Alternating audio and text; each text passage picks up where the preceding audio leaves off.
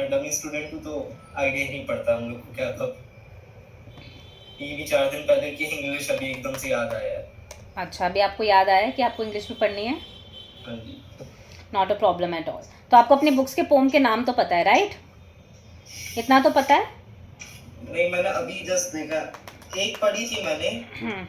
कौन see my पढ़ ली mother at आपने? 60। My mother at 66। ठीक है, turn by turn we'll go through all the poems. Okay, यही पढ़ी थी, बाकी फिर मैंने देखी थी, ओवरव्यू देखा था, बाकी हमने को आइडिया नहीं किया। ऑनलाइन देखा था? नहीं, हमारी स्टार्टिंग में सर जो ट्यूशन के सर थे उन्होंने रखी थी इंग्लिश की क्लास, बट फिर नहीं रखी। ठीक है, तो मैं बेसिकली आपको इन सारी पोम्स में हेल्प कर रही हूँ। ठीक है, आपको ये पोम्स मतलब अब आप मुझे ये बताओ, what is more comfortable for you? Do you want to understand it English to English, English to Hindi, English to Hinglish? आपको कैसे समझना है? मेरे को दोनों का मिक्स अच्छा लगेगा। दोनों का मिक्स अच्छा लगेगा आपको? Okay, feels like I am serving at a restaurant. तो दोनों का मिक्स देख लेते हैं, चलो ठीक है। तो मैं ये वाले आपके पोम्स हैं, ठीक है, ये 5 चीज़ें मैं आपको क्लियर कर रही हूँ। हमारे पास एनसीईआरटी में फ्लेमिंगो में 5 पोम्स हैं primarily. My mother at 66 by Kamala Das, keeping quiet by Pablo Neruda who is a Chilean poet, a thing of beauty by John Keats जो कि एक रोमांटिक पोएट है। इसमें रोमांटिक का रोमांस से कुछ लेना देना नहीं है। रोमांटिक पोएट का मतलब होता है एक एरा थी इंग्लिश लिटरेचर में, ठीक है, जिसमें वो बेसिकली बात कर रहे थे कि कैसे नेचर इतना ब्यूटीफुल होता है एंड नो मैटर कि लाइफ में कितना भी प्रॉब्लम्स हो, कितने भी you know all kind of झमेलेस and stuff in life, but जब आप नेचर को देखते हो तो everything become so easy.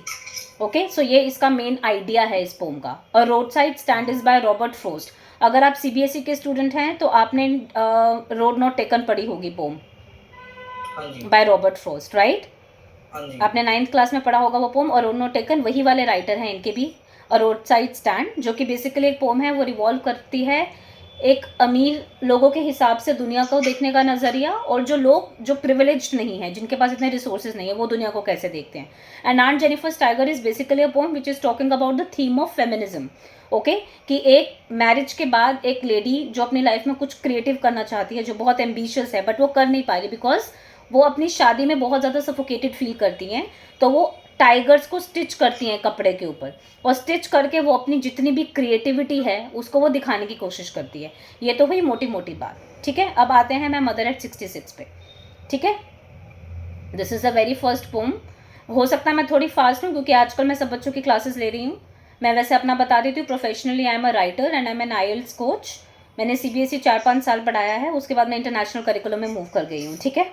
So I work from home और आईजीसीएसई करिकुलम जो आईबी करिकुलम, एक तो सीबीएसई होता है, ऐसे इंटरनेशनल करिकुलम्स भी होते हैं। अभी प्राइमरीली मैं इंटरनेशनल करिकुलम ज़्यादा लेती हूँ, इट्स लाइक 90-10, 90% मेरा इंटरनेशनल करिकुलम है। बट मैं इस कोर्स को 4-5 साल पढ़ा चुकी हूँ पहले, और अभी भी पढ़ाती हूँ बट बहुत कम, ठीक है। तो अब पोम के बारे में बात करते हैं। My mother at 66 is basically a poem where a person is reflecting कि मेरी मम्मी अब 66 ईयर्स की हो चुकी हैं, उसकी मम्मी उसे एयरपोर्ट पे छोड़ने आती हैं, और वो जैसे बात कर रहे होते हैं, हमारे साथ भी कभी कभी होते हैं ना, जो हमारे घर में बड़े लोग होते हैं, हम उसको सेंस कर पाते हैं कि ओके इनकी अब एज हो रही है, राइट। हमारी मम्मी ज़्यादा बीमार पड़ने लग गई हैं या ज़्यादा स्लो हो गई हैं, तो धीरे धीरे धीरे एक पोएट अपनी मदर को ऑब्जर्व कर रही है कि my mother at 66 is a huge milestone of age, right. तो ये पोम उसी के बारे में है, एजिंग के बारे में, ठीक है। Aging is a natural process, जैसे मैं अपनी स्क्रीन शेयर कर रही हूँ, you can see that, right, है ना। Have you ever thought with what our elderly parents expect from us?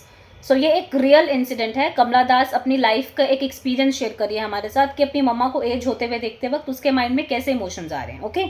So driving from my parents' home to Cochin last Friday morning, I saw my mother beside me, doze, open-mouthed, her face ashen like that of a corpse, and realized with pain.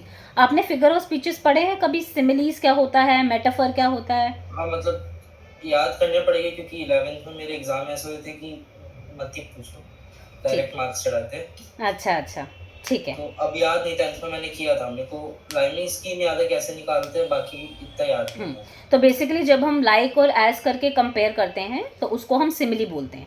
तो वो अपने mummy के face को अपने mummy के face को एक cops होता है, डेड बॉडी, ठीक है। तो उसको लगता है कि मेरी मम्मी का फेस कैसा हो गया है, बिल्कुल ही पेल पड़ गया है।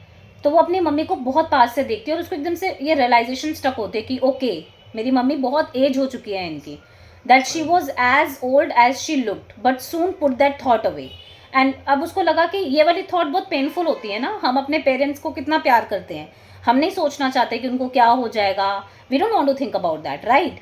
तो वो वो सोच को फटाफट हटाती है अपने माइंड से, and she put that thought away and she looked out at young trees sprinting. Sprinting का मतलब होता है दौड़ना, तेज दौड़ना, ओके। सो वो बाहर देखती है, यंग ट्रीज को देखती है, खुश चिल्ड्रन को देखती है जो अपने घर के बाहर जा जाके उधम मचा रहे हैं।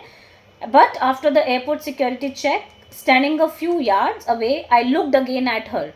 मम्मी का चेहरा कैसा था, वैन, मतलब जैसे चांद होता है ना, बिल्कुल रात के समय, बिल्कुल ही धीमा सा, डिम सा, पेल। और उसकी मम्मी को उसने किससे कंपेयर किया, like a late winter's moon. Literature में विंटर का जो रेफरेंस है वो अक्सर उम्र के साथ किया जाता है।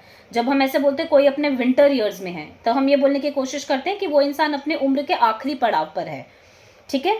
तो अब इस पोम में जैसे उसने बोला है कि मेरे को अपनी पुरानी फेमिलियर एक मतलब जो मेरा बचपन से एक डर है, हर बच्चे का ये डर होता है अपने माइंड में, right. If you talk to Vinni चाचू और समथिंग, हर कोई अपने पेरेंट्स को इतना प्यार करता है, तो हर कोई चाहता है कि we don't want to lose them, right.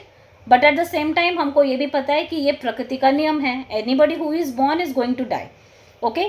So this poem is basically talking about, मैं आपको एग्जाम के पॉइंट ऑफ व्यू से बिल्कुल ब्रीफ में बता रही हूँ, it is talking about the experience of the poet, the fear of the poet, where she feels that her life without her mother is going to be very difficult, but at the same time she knows this is a fact, so she got a bit emotional। तो वो बाहर देखती है, बाहर symbolism use किया गया है, जैसे यंग ट्रीज देखे, बच्चे देखे, तो वो अपने दिमाग में दोबारा से लाइफ की इमेज क्रिएट करती है कि मैं डेथ के बारे में नहीं सोचना चाहती। But at the same time this poem is a poem of emotions, right. Emotions every child experiences. एक पॉइंट ऑफ टाइम आता है जब आपको डर लगता है कि कहीं हमारे पेरेंट्स हमसे छूट ना जाए, तो we want to love them more, and यहाँ पे mother is 66 years old, she is already pretty old. So this is a poem, a nice sweet emotional poem, where a person is thinking कि बिना mummy के कैसे रहेंगे, और mama is ageing so much, she is getting old, right. So this is what the poem is about. इसमें कोई doubt नहीं, ठीक है। तो इस पोम में इतना ही है, ठीक है।